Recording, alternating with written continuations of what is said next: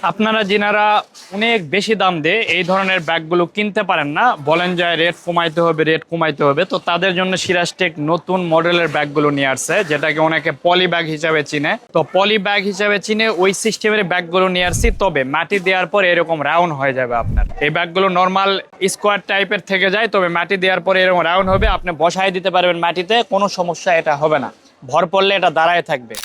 এছাড়াও এটি হচ্ছে সর্বোচ্চ সাইজ আমাদের 20 ইঞ্চি বাই 20 ইঞ্চি, এগুলোতে আপনারা সবজি চাষ করতে পারবেন। এর চেয়ে ছোট সাইজ রয়েছে আপনার 16, 16, 18, 18 এগুলো রয়েছে। নর্মাল থাকবে ব্যাগগুলো এইভাবে আপনার থাকবে, তবে এটা যখন আপনি মাটি দিবেন, দিয়ে যখন এই দুই পাত যখন আপনি ঠেলে দিবেন, অটোমেটিক এটা রাউন্ড হয়ে যাবে শেপ।